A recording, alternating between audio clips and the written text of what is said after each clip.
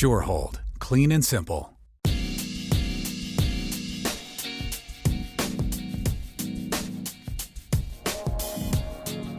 Hi, Barry Burhoff, Shurhold Industries, and welcome back to another episode of Shurhold's Clean and Simple Tips. We're down here at our project boat again today, and I'm joined by Captain Sam McGinley, our demo captain. And today, Sam and I are going to share with you the proper way to wax and maintain your boat using Shurhold's Dual Action Polisher Pro and our Pro Polish. Now, the single most effective way to prevent your boat from oxidation and sun exposure is by waxing it. Your wax will serve as a sacrificial barrier between your boat's gel coat or paint and this world around it, keeping it shining for years to come. Now, as Sam heads off to the dock box to get the demo set up for us today, I'm going to talk to you about the differences between a traditional wax and a polymer-based wax like our Shurhold Pro Polish, and what else we're going to need for today's project. Now, there's a difference between a traditional wax and a polymer-based wax. A traditional wax has a surface layer that goes on top of your finish, and that helps protect it in that way by creating a shell.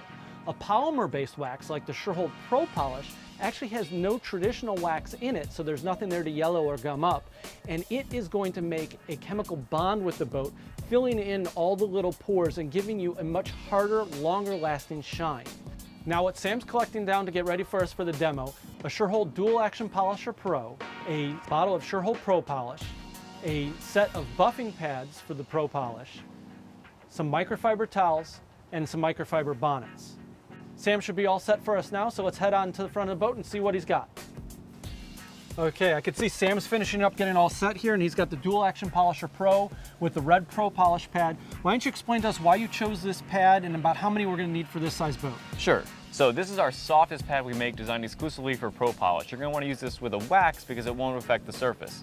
You need about 2 for every 25-foot section of boat that you're going to be working on.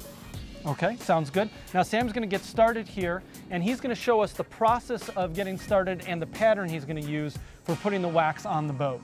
So what do we got here? So you're going to start by putting 3 dollops on the outside of the pad. That's going to ensure you have complete coverage when you're waxing. It'll stay on the outside.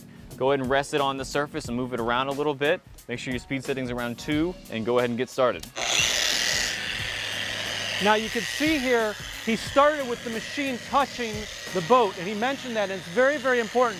With all that product on the pad, if you started it up in the air, it's going to sling that product everywhere. It's going to get on you, it's going to get on parts of the boat you don't want to use, and it's going to make a mess when we're really trying to make it beautiful and clean. Now, he's working in a pattern here. Explain to us the pattern and why. So I am overlapping in a grid pattern. That's going to ensure complete coverage. You'll notice I work my way all the way down, move up a little bit, and work all the way down again, and then I'm going to go back over it by going up and down.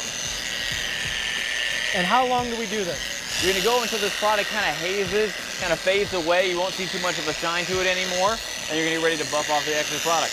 Okay, now when it comes to buffing off the excess wax, unlike a traditional wax, you don't need a big beach towel.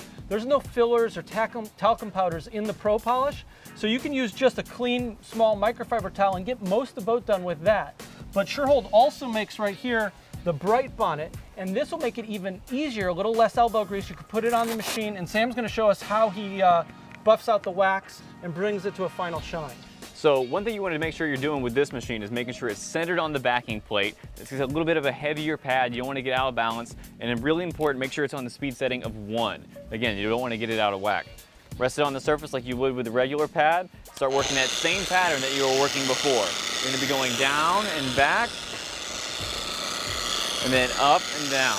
That's, again, you're going to make sure you buff up all the extra wax you left on the outside of the boat. Now he's going to do this until the product's totally gone, and it only takes a second or two to get that last little bit of it out, and it comes back to a beautiful shine.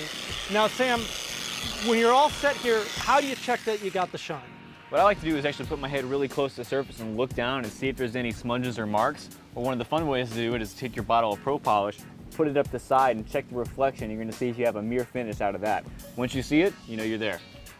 Okay, now once you've done that, how do you go about starting your next section? How far down are you going to move? So typically you want to move about 6 inches down and then to the next 2-foot section. That ensures that you have good coverage and you're not missing any areas. Okay, so Sam is going to continue to do overlapping areas by about 6 inches and finish up the boat. And we're going to talk about how many coats you need to do and how often. First off, multiple coats, think of it more like sunscreen for your boat. You only need to put on one now and one down the road. Multiple coats are something that a lot of manufacturers do to help you use more product when you really don't need it. As long as you're doing those overlapping sections and not missing anywhere, multiple coats are not necessary. Now, depending on whether you're in a northern climate or a southern climate will depend how often you should do it. Now, down here in Florida, we like to do it about 3 to 4 times a year. If you're in a northern season like the Great Lakes, you probably only need to do it about at the beginning and at the end. Think about where you're at and make sure you pick the appropriate amount of times to apply that sunblock to your boat. Now, after you've figured out how many times a year you're going to do it, let's talk about a couple tips to make it easier. First and foremost, make sure you have everything you need before you get started. That makes every job go a little bit smoother. Next, when you're using the Propolis, don't use too much. A lot goes a long way. It's a very highly concentrated product, and if you use too much, it's going to be very messy and it's not necessary. And that leads into making sure that your machine is always touching the surface when you turn it on and off. Again, we don't want to sling that product and make a mess everywhere. And last but not least, make sure you remove any belts or jewelry, because those are items that when you're leaning or reaching across the boat that you could scratch up the boat and work against yourself. Okay, now that we've covered that, let's take a look at the boat and see how Sam did on the whole project. Sam, the boat looks beautiful. You did another great job, and I want to thank you and the people at home.